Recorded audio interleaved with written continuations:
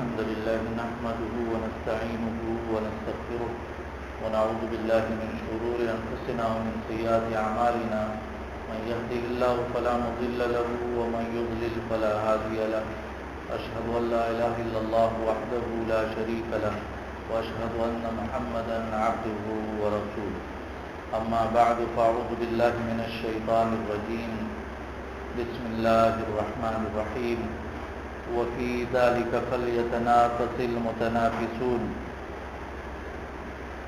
رسول اللہ صلی اللہ علیہ وسلم کے زمانے میں بھی رمضان کا مہینہ آیا کرتا تھا۔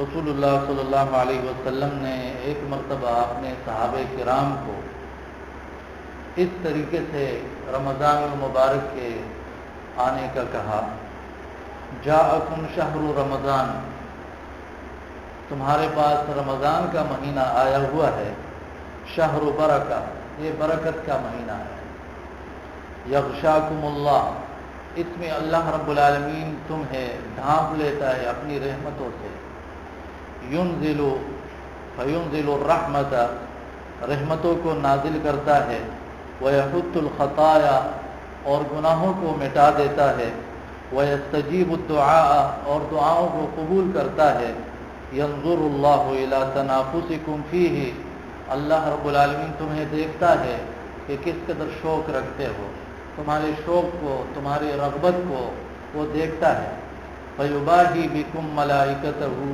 اور اللہ رب العالمین تم پر فخر کرتا ہے اپنے فرشتوں کے سامنے، فَأَرُوا اللَّهَ مَا مِنْ أَنفُسِكُمْ خَيْرًا، تو اپنی طرف سے اللہ کو اچھے اعمال دکھاؤ، اپنے نفس سے، اپنی جانوں سے اللہ کو اچھے اعمال، بھلے اعمال، خیر دکھاؤ، فَإِنَّ الشَّقِيَّ مَنْ حُرِمَ فِيهِ رَحْمَةَ اللَّهِ، کیونکہ بدبخت ہے وہ شخص جو اس مہینے میں اللہ کی رحمتوں سے محروم ہو گیا۔ تو جان لینا چاہیے کہ یہ بہت ہی بابرکت مہینہ ہے، اور اس سلسلے میں ایک قول نقل کرتا ہوں، مشہور عالم ہے علامہ ابن عبد البر رحمۃ اللہ علیہ، وہ فرماتے ہیں کہ مسلمانوں پر بعض علم حاصل کرنا وہ فرض عین ہوتا ہے، ہر انسان پر وہ علم حاصل کرنا فرض ہوتا ہے، اور بعض علم حاصل کرنا وہ فرض کفایہ ہوتے ہیں، یعنی مسلمانوں میں سے کچھ لوگ اگر وہ علوم حاصل کر لے تو باقیوں سے گناہ جو ہے وہ اٹھ جائے گا، ختم ہو جائے گا، ذمہ داری جو ہے وہ ساقط ہو جائے گی۔ تو جو فرض عین ہے اس سلسلے میں فرماتے ہیں کہ رمضان کا روزہ فرض ہے، اس لیے روزہ دار کے لیے یہ جاننا ضروری ہے کہ کون سی چیزیں اس کے روزے کو باطل کر دیتی ہے، اور کون سی چیزیں ایسی ہیں جن کے بغیر اس کا روزہ مکمل نہیں ہو سکتا۔ تو معلوم ہوا کہ ہر عبادت جو ہم کرتے ہیں اس کے لیے سب سے پہلے علم ہونا چاہیے۔ اگر ہم جو ہے کسی عمارت کا نقشہ بناتے ہیں اور ہمارے پاس اس کا کوئی علم ہی نہیں ہے تو کل پرسوں وہ عمارت گرے گا، نقصان ہی ہوگا۔ کوئی پل بناتے ہیں، ہمارے پاس اس کا علم نہیں ہے تو وہ پل گرے گا اور اس کا نقصان ہی ہوگا۔ تو اس لیے ہمیں روزہ رکھنا تو ہے، تو علم کے ساتھ اگر ہم ان روزوں کو رکھیں گے تو زیادہ سے زیادہ اجر و ثواب کے مستحق ہوں۔ اور آپ جانتے ہیں یہاں پر مجھے نظر آ رہا ہے کہ 15 سال سے اوپر کے لوگ بیٹھے ہیں، یعنی ان کی زندگیوں میں کم سے کم 20، 30، 40 رمضان، 50 رمضان وہ گزر چکے ہیں، باقی کتنے رمضان ہے اللہ رب العالمین ہی جانتا ہے۔ تو اللہ توفیق عطا فرمائے کہ ہم نیک اعمال کر سکے۔ اس میں جن چیزوں کا خیال رکھنا چاہیے وہ یہ ہے، رسول اللہ صلی اللہ علیہ وسلم کی حدیث مبارک ہے، صحابی کا نام یاد رکھیں، ابو ہریرہ رضی اللہ عنہ، اور کتاب ہے بخاری، ابو داؤد، ترمذی اور مسند احمد۔ اس میں یہ حدیث ہے، من لم یدع قول الزور والعمل به فلیس للہ حاجۃ ان یدع طعامہ وشرابہ، جس شخص نے جھوٹ بولنا اور جھوٹ پر عمل کرنا نہ چھوڑا تو اللہ تعالیٰ کو کوئی ضرورت نہیں ہے کہ یہ شخص اپنا کھانا پینا چھوڑ دے۔ حدیث کو دیکھیے، جو شخص جھوٹ بولنا نہیں چھوڑتا جھوٹ پر عمل نہیں توڑتا، تو اللہ رب العالمین کو کوئی ضرورت نہیں ہے اس شخص کی کہ وہ بھوکا رہتا ہے اور پیاسا رہتا ہے۔ تو اصل چیز جو ہے وہ یہ ہے کہ ہم بھوک پیاس کے ساتھ ساتھ جھوٹ سے، گناہوں سے اپنے آپ کو بچائیں۔ اللہ رب العالمین ہمیں جھوٹ سے بھی بچائے اور جھوٹے لوگوں کی شر سے بھی اللہ بچائے۔ آج کل یہ بہت بڑا فتنہ بن گیا ہے، اتنا جھوٹ کہ وہ سچ کو جو ہے مکمل ڈبو دیا گیا ہوتا ہے، سچ کا اس میں پتہ ہی نہیں چلتا ہے۔ اس لیے مہربانی کر کے جب بھی تمہارے پاس کوئی بات پہنچتی ہے تو اس کی تحقیق ضرور کیا کریں، کیونکہ جھوٹ جو ہے وہ بہت زیادہ ہو گیا ہے۔ بغیر تحقیق کے کسی کی بات کو ماننے سے وہ انکار کرے، نہ مانا کرے، تحقیق کیا کرے، جڑ تک پہنچا کرے، معلومات کیا کرے، کیونکہ جھوٹ جو ہے وہ معاشرے میں پھیل گیا ہے۔ اور رسول اللہ صلی اللہ علیہ وسلم نے فرمایا تھا کہ خیر کے زمانے گزر جائیں گے، ثم یفشو الکذب، پھر جھوٹ جو ہے وہ پھیل جائے گا۔ اب دین کے بارے میں بھی جھوٹ، عقیدے میں بھی جھوٹ، اعمال میں بھی جھوٹ، معاملات میں، عبادات میں، ہر چیز میں جھوٹ جو ہے وہ بہت کثرت سے پھیل گیا ہے۔ یہاں تک کہ ایک انسان ایک کتاب اٹھاتا ہے، دین کے موضوع پر کتاب ہوتا ہے کہ اس کو پڑھتا ہوں، لیکن اس میں بھی جھوٹی روایت ہے، اپنی طرف سے من گھڑت احادیث۔ اسی طرح ایک شخص جو ہے وہ ایک عالم کی تقریر سنتا ہے دین کے لیے کہ میں دین سیکھوں، میں نیک عمل کروں، لیکن اس میں بھی جھوٹ۔ تو اس لیے زیادہ سے زیادہ کوشش کرے اپنے آپ کو سچا بنانے کی، تو اللہ رب العالمین توفیق دے گا، آپ کی طرف سچ ہی آئے گا، آپ جھوٹ سے بچو گے، اللہ کے نزدیک آپ کو سچا لکھا جائے گا۔ تو یہ بہت ضروری چیز ہے۔ معاملات کی جتنی بھی باتیں ہیں ان سب کی تحقیق کیا کرے، خود بھی جھوٹ سے بچے اور دوسروں کی طرف سے جو جھوٹ آ رہا ہے اس سے بھی اپنے آپ کو بچانے کی کوشش کرے۔ دوسری جو روایت ذکر کر رہا ہوں جابر رضی اللہ عنہ کا قول ہے، اور اس کا مقصد بہت ہی اہم ہے کہ اذا صمت، جب تم روزہ رکھو، فلیصم سمعک وبصرک ولسانک، تو چاہیے کہ آپ کے کانوں کا بھی روزہ ہو اور آپ کی آنکھوں کا بھی روزہ ہو اور آپ کی زبان کا بھی روزہ ہو۔ کانوں کو وہ غلط گناہوں کی باتوں سے بچاؤ، آنکھوں کو بد نظریوں سے بچاؤ، اور زبان کو عن الکذب، جھوٹ سے بچاؤ، والمحارم، اور جتنے بھی حرام ہے، گالی دینا بھی حرام ہے، غیبت یہ بھی حرام ہے، تہمت لگانا، بہتان لگانا یہ بھی حرام ہے، مسخرے اڑانا، مذاق اڑانا لوگوں کا یہ بھی حرام ہے، لوگوں کو حقیر سمجھنا یہ بھی حرام ہے۔ اپنی زبان سے ان تمام چیزوں کو، اپنی زبان کو روک لو جو کہ حرام ہے، محارم۔ ودع عنک اذى الجار، اور اپنے آپ کو پڑوسی کو تکلیف دینے سے بچاؤ، ولیکن علیک وقار وسکینہ، اور چاہیے کہ آپ پر وقار رہو، آپ پر وقار موجود ہو، آپ پر سکینہ ہو، سکون کے ساتھ رہو، وقار کے ساتھ رہو۔ ولا یکن یوم صومک و یوم فطرک سواء، مسند احمد اور ترمذی میں ہے۔ یہ بات بہت ہی اہم ہے۔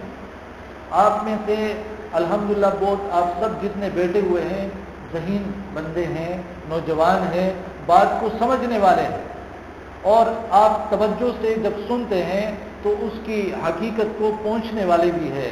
یہ جو آخر میں انہوں نے بات کی ہے کہ غیر رمضان میں آپ کے جو دن تھے اور رمضان میں آپ کے جو دن ہے یہ برابر نہیں ہونی چاہیے۔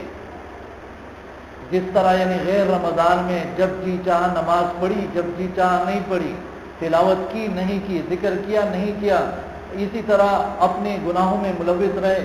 رمضان کے دن آپ کے ایسے نہیں ہونے چاہیے، بلکہ رمضان کے دن آپ کے غیر رمضان کے دنوں سے بہتر ہونی چاہیے۔ یہ بہت اہم بات ہے۔ اللہ رب العالمین مجھے اور آپ سب کو سمجھنے کی توفیق عطا فرمائے۔ اسی طرح الحمدللہ رمضان کے مہینے میں مسجد آنا جانا وہ زیادہ ہو جاتا ہے، اللہ سب کو توفیق عطا فرمائے آخر وقت تک، رمضان کے آخر وقت تک، کیونکہ ہم مسلمانوں پر یہ ایک بہت بڑا یہ بات ہوتی ہے کہ یہ مسلمان جذباتی مسلمان ہے، 2-3 دن اعمال میں ان کا جذبہ ہوتا ہے اور اس کے بعد یہ نظر نہیں آتے۔ نہیں، آپ نظریاتی مسلمان بنیں، جذباتی مسلمان نہیں، آپ اپنے دلوں میں اللہ اور اس کے رسول کی باتوں کو اتار دیں کہ ہمیں مرتے دم تک اللہ اور اس کے رسول کی باتوں پر عمل کرنا۔ کوئی جذباتی چیز یہ نہیں ہے یہ دین اسلام کہ اللہ اور رسول کا یہ احکام، ان کے فرامین، اس پر عمل کرنا ہے۔ فاتقوا اللہ ما استطعتم، جس قدر تمہارا بس ہو، استطاعت ہو، تو اللہ توفیق عطا فرمائے۔ اس سلسلے میں ایک بات وہ عرض کرتا ہوں کہ کوشش کرے جن لوگوں نے رمضان سے پہلے عید کے لیے خریداری نہیں کی ہے، انہی دنوں میں کر لے، تاکہ جو آخری دن 10 مبارک دن آتے ہیں، راتیں آتی ہے، تو ان میں آپ کا وقت ضائع نہ ہو، آپ کے وقت خراب نہ ہو۔ اکثر خواتین کا بھی وقت مارکیٹوں میں خراب ہو جاتا ہے، مردوں کا بھی وقت مارکیٹوں میں وہ قیمتی وقت خراب ہو جاتا ہے، کبھی کپڑوں کی خریداری کے لیے، کبھی شوز کے لیے، کبھی جو ہے وہ عید کی مٹھائیوں وغیرہ کے لیے، مختلف چیزوں کے لیے، اور کبھی یوں ہی چکر لگانے کے لیے۔ تو یہ وقت جو ہے ضائع کرنے کا مہینہ نہیں ہے، بلکہ اس مہینے میں آخرت کمانا ہے، اس مہینے میں جنت میں گھر بنانے ہیں۔ آپ میں سے اگر کسی کو کہا جائے کہ اگر آپ 1 مہینے مزدوری کرو گے، 1 مہینہ آپ کی جاب لگتی ہے، 1 مہینہ اگر آپ جاب کرو گے تو ڈیفینس میں آپ کو بنگلہ ملے گا، تو سب کے ہماری والے پہنچ جائیں گے کہ ہم 1 مہینہ، وہ 18 گھنٹے وہ ڈیوٹی کے لیے تیار ہے، لیکن ڈیفینس میں بنگلہ مل جائے۔ اور 1 مہینے میں اللہ رب العالمین کا وعدہ ہے، اللہ رب العالمین کے کتنے وعدے ہیں احادیث میں موجود ہے کہ رب العالمین جنتیں دیتا ہے، جنت میں گھر دیتا ہے، گناہوں کو بخش دیتا ہے۔ تو اس میں ہمیں کوشش کرنی چاہیے، اس پر یقین رکھنا چاہیے۔ جس طرح دنیا کے پیسے ہمیں ہاتھ پہ ملتے ہیں، ہمیں یقین ہوتا ہے، اسی طرح جو عمل ہم کرتے ہیں اور اس پر اللہ اور اس کے رسول نے جو وعدہ کیا ہوتا ہے، اس پر یقین کرنا چاہیے کہ یہ ضرور ہمیں ملے گا۔ تو انشاءاللہ اللہ رب العالمین ہمیں توفیق عطا فرمائے گا۔ یہ ایک اہم بات تھی جو آپ کے سامنے رکھی ہے۔ اسی طرح مسجد کے آنے جانے کے جو آداب ہے، کم سے کم ایک بات جو آسانی سے آپ کو یاد ہو جائے، جب بھی آپ مسجد سے باہر نکلتے ہیں یا مسجد کے اندر داخل ہوتے ہیں تو بسم اللہ ضرور پڑھیں۔ بس آسان بات، بسم اللہ ضرور پڑھیں۔ گھر کے اندر داخل ہوتے ہیں، گھر سے باہر نکلتے ہیں، بسم اللہ ضرور پڑھیں۔ بسم اللہ، اگر گھر کے باہر نکلتے وقت آپ کہیں بسم اللہ توکلت علی اللہ لا حول ولا قوت الا باللہ، تو اور بھی اچھی بات۔ اسی طرح آپ مسجد کے اندر داخل ہوتے ہو، آپ اور دعائیں پڑھتے ہو، اللہم افتح لی ابواب رحمتک، اے اللہ اپنی رحمت کی دروازے میرے لیے کھول دے۔ باہر نکلتے ہو آپ کہتے ہو اللہم انی اسألک من فضلک، اے اللہ آپ سے تیرا فضل مانگتا ہوں۔ تو یہ اور بہتر ہے۔ اور بھی بہت سی دعائیں ہیں جو ہم مسجد میں داخل ہوتے وقت اور باہر جاتے وقت جو ہے وہ مانگ سکتے ہیں۔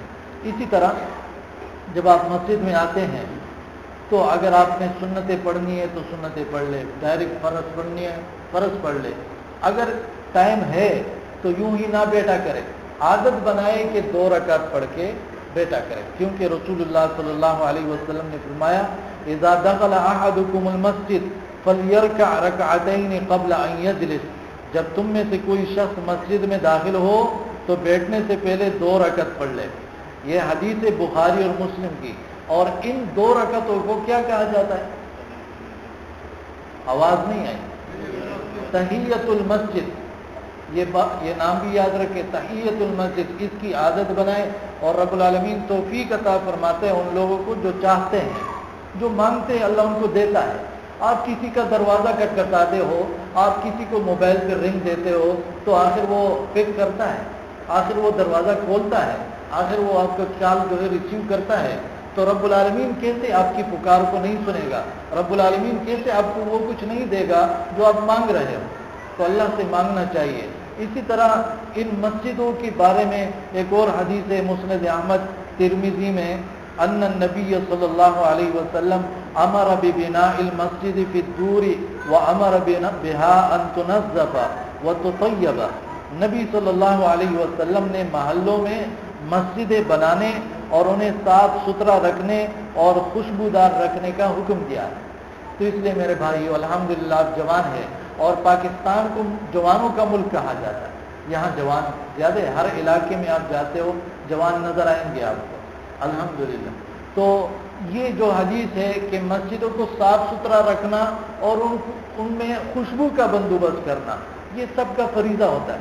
تو آپ دیکھیں اگر پانی کا استعمال کرتے ہیں تو اس کا خیال رکھیں، اگر ہم پنکھا کھولتے ہیں تو اس کے بعد جاتے ہیں تو پنکھا بند کر کے جائیں۔ مسجد کے جو مسائل ہیں اس کی صفائی کا مسئلہ ہے تو اس کا خیال رکھنا چاہیے۔ رسول اللہ صلی اللہ علیہ وسلم نے خود بھی مسجد کی صفائی میں حصہ لیا ہے۔ تو آپ سب ساتھی جو ہے جب مسجد کی صفائی کا وہ دن ہو آپ سے کہا جاتا ہے تو اس میں کوشش کریں اللہ کی رضا کے لیے۔ یہ نہ کوئی ڈیرا ہے، نہ کوئی حجرہ ہے، نہ کسی کا جو ہے وہ گھر ہے، یہ اللہ کا گھر ہے، آپ سب لوگوں کی عبادت کی جگہ ہے۔ ہر مسلمان یہاں پر برابر کا حق رکھتا ہے، یہ بات ذہن میں رکھیں۔ آپ سب یہاں پر برابر ہیں، میں اور آپ سب یہاں پر الحمدللہ برابر ہیں۔ اگر کوئی مسلمان مسجد کے اندر آ کے کسی جگہ پر بیٹھ جائے تو وزیر اعظم بھی آ کے اس کو یہاں سے نہیں اٹھا سکتا کہ آپ یہاں سے اٹھو میں یہاں بیٹھوں گا، وہ اس مسلمان کا حق بن گیا کیونکہ وہ پہلے پہنچ گیا۔ تو آپ سب کی جگہ ہے، یہ اللہ رب العالمین کی رضا کی جگہ ہے، تو اس میں کوشش کیا کریں۔ اسی طرح ایک اور بات ہے جو مسلم ابو داؤد اور نسائی میں ہے، جب آپ نماز پڑھتے ہیں تو صفوں کا اہتمام کیا کریں، سب جو ہے وہ برابر ہو، سیدھے ہو، درست ہو۔ رسول اللہ صلی اللہ علیہ وسلم نے فرمایا الا تصفون کما تصف الملائکۃ عند ربها، تم جو ہے وہ فرشتوں کی طرح صفیں کیوں نہیں بناتے ہو جو اپنے رب کے سامنے کھڑے ہوتے ہیں؟ فقلنا یا رسول اللہ وکیف تصف الملائکۃ عند ربها، فرشتے اپنے رب کے پاس جب کھڑے ہوتے ہیں تو کس کی طرح صفیں بناتے ہیں؟ قال یتمون الصفوف الاول ویتراصون فی الصف، دو باتیں، وہ یہ کام کرتے ہیں کہ پہلی صف میں جگہ ہوتی ہے تو پہلی صف کو پر کرتے ہیں، پہلی صفوں کو برابر کرتے ہیں، پہلی صف مکمل ہو جائے تب دوسری صف شروع کرتے ہیں۔ تو مہربانی کر کے جب آپ اٹھتے ہیں اور آپ دیکھتے ہیں کہ پہلی صف میں جگہ ہے، آپ سے پہلی صف میں جگہ ہے، تو اپنی جگہ پر کھڑے نہ ہو، حرکت کر کے آگے آ جائیے، پہلی صف مکمل کرے، دوسری صف مکمل کرے، اسی طرح پیچھے جو ہے وہ جاتے جائیں۔ وہ اعتراض فی الصف، اور صفوں کو ملائیے، برابر جو ہے وہ ایک دوسرے کو کھڑے ہوں، اپنے جسامت کے مطابق وہ صفوں میں کھڑا ہونا چاہیے۔ اسی طرح ایک اور مسئلہ جو کہ انتہائی ضروری ہے وہ یہ ہے کہ جب عورتیں مسجد جاتی ہے، خصوصاً بعض جگہوں پر انتظام ہے تراویح وغیرہ کے لیے، تو عورتوں کو سمجھائیں کہ وہ پردے میں جائیں اور خوشبو کے استعمال راستے میں منع ہے۔ خوشبو کا استعمال کرنا اگرچہ وہ مسجد جا رہی ہو، رسول اللہ صلی اللہ علیہ وسلم نے انتہائی سخت الفاظ ادا کیے اور کہا فہیہ قضا و قضا، بلکہ بعض روایات میں ہے فہیہ زانیہ، کھل کے کہا کہ یہ زناکار عورت ہے۔ تو بچنا چاہیے ان چیزوں سے۔ مسجد وہ جا رہی ہے تو ان کو روکے نہیں، مسجد میں خواتین کا انتظام ہو تو وہ جا سکتی ہے نماز پڑھنے، تراویح پڑھنے کے لیے وہ جا سکتی ہے، لیکن پردے کا اور ان آداب کا خیال رکھیں، راستے میں ایک سائڈ پہ ہو کے وہ جایا کریں۔ ایک دو حدیثیں اور سناتا ہوں جو کہ بہت ضروری ہے اس حوالے سے کہ ہم اس رمضان کے مہینے میں آخرت میں اپنے لیے گھر تیار کر سکیں۔ مسلم میں یہ حدیث ہے، عائشہ رضی اللہ عنہا فرماتی ہے ایک مسکین عورت اپنی 2 بچیاں اٹھائے ہوئے میرے پاس آئی،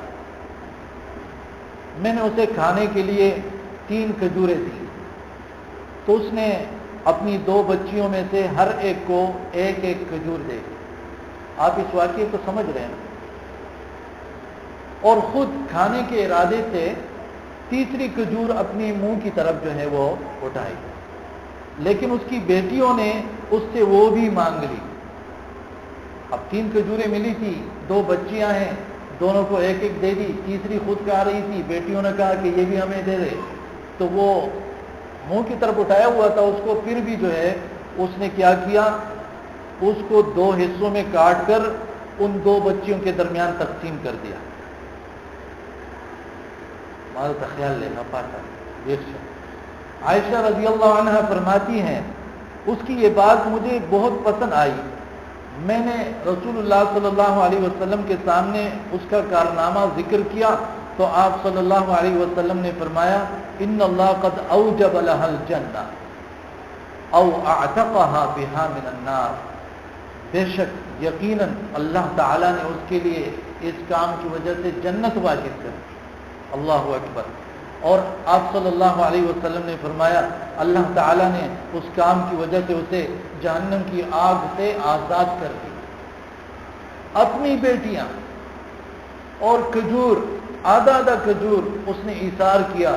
جب آپ غریبوں کی مدد کریں گے، جب آپ مسکینوں کی مدد کریں گے، جب آپ اپنے بوڑھے والدین کی مدد کریں گے، جب آپ اپنے بچوں کا وہ خیال رکھیں گے، اپنے پڑوسیوں کا خیال رکھیں گے، یتیموں، مساکین، بیواؤں کا خیال رکھیں گے، تو اس کا اجر کس قدر زیادہ ہوگا۔ اسی لیے تو رسول اللہ صلی اللہ علیہ وسلم نے فرمایا تھا اتقوا النار ولو بشق تمرۃ، جہنم کی آگ سے اپنے آپ کو بچاؤ گرچہ کھجور کا ایک ٹکڑا دے کر ہی کیوں نہ ہو۔ آپ کھجور بھی، ایک آدھا کھجور بھی کسی کو اخلاص کے ساتھ دیتے ہو، اگر وہ قبول ہو گیا، اللہ رب العالمین نے آپ کے دل کے اخلاص کو دیکھ لیا اور وہ عمل قبول کر لیا، تو اللہ جہنم سے نجات دے دے گا، خلاصی دے دے گا۔ کس قدر بڑی بات ہے جو یہ اس حدیث میں ذکر ہوئی ہے۔ اسی طرح مسند ابی اعلیٰ میں ایک حدیث ہے اور اس کا مقصد وہ یہ ہے کہ اگر ہماری بہنیں ہیں، ہماری بیٹیاں ہیں، ان سے اچھا سلوک کرتے ہیں تو رب العالمین جنت تو دے گا ہی دے گا، رسول اللہ صلی اللہ علیہ وسلم کے ساتھ جنت میں ایسے قریب ہوں۔ اور یہ اشارہ اللہ کے نبی صلی اللہ علیہ وسلم نے خود کیا کہ ایسے قریب ہوا۔ میں حدیث بیان کرتا ہوں آپ کے سامنے۔ رسول اللہ صلی اللہ علیہ وسلم نے فرمایا، انس بن مالک رضی اللہ عنہ سے روایت ہے کہ جس کی 3 بیٹیاں ہوں یا 3 بہنیں ہوں اور وہ شخص اللہ سے ڈرتا رہا، یعنی ان کے معاملے میں، ان کے حق میں اللہ سے ڈرتا رہا اور ان کی پرورش کی، نگہداشت کی، تو وہ جنت میں میرے ساتھ ایسے ہوگا۔ اور آپ صلی اللہ علیہ وسلم نے اپنی انگوٹھے والے کے ساتھ والی اور درمیانی انگلی کے ساتھ اشارہ کیا، یہ انگوٹھے کے ساتھ ہے، یہ انگلی اور یہ اس کے ساتھ اشارہ کیا کہ جنت میں میرے ساتھ ایسے قریب ہو۔ تو یہ کس قدر بڑی بات ہے۔ تو مہربانی کر کے میں انشاءاللہ یہ مختلف کتابیں اس سے مضامین لے کے میں آپ لوگوں کے سامنے وہ باتیں رکھوں گا خلاصے کے طور پر، جو آپ سب کے لیے، میرے لیے اور آپ سب کے لیے بہت مفید ہے اور فائدہ مند ہے۔ تو اس حدیث سے ہم یہ سبق لیتے ہیں کہ آپ کی جو بہنیں ہیں، بیٹیاں ہیں، تو ان کا بہت زیادہ خیال رکھیں، چاہے وہ شادی شدہ ہیں، چاہے وہ گھروں پہ موجود ہیں، ان کا خیال رکھیں، ان کو یاد رکھیں، ان کے لیے راشن کا انتظام کر لیں، ان کو تحفے تحائف دے دیں، رمضان کے حوالے سے ان کے پاس جائیں، ملاقات کریں تاکہ وہ خوش ہوں اور ان کی تسلی ہو۔ تو اللہ رب العالمین مجھے اور آپ سب کو عمل کرنے کی توفیق عطا فرمائے۔ کوشش کریں انشاءاللہ، یہ آج تو 20 منٹ ہم نے درس دیا، کوشش کریں گے آدھا گھنٹہ درس ہوگا، اس سے زیادہ نہیں ہوگا۔ تو آپ کوشش کریں کہ عصر کے بعد جو درس ہوگا اس میں بیٹھا کریں۔ اور میں نے مختلف مضامین، عنوان وہ تیار کیے ہیں روزانہ کے حساب سے، تو یقین کریں کہ اس مہینے میں آپ بہت کچھ سیکھیں گے، نئے نئے احادیث آپ سیکھیں گے جو کہ پہلے آپ لوگوں نے نہیں سنی ہوں گی، نئے نئے مسائل جو آپ لوگوں کو پتہ نہیں ہوگا، اور یہ سن کے آپ کو معلوم ہوگا کہ قرآن و حدیث میں اس مسئلے کا حکم وہ یہ ہے۔ تو اللہ رب العالمین مجھے اور آپ سب کو توفیق عطا فرمائے۔ اقول قولی ھذا استغفر اللہ لی ولکم۔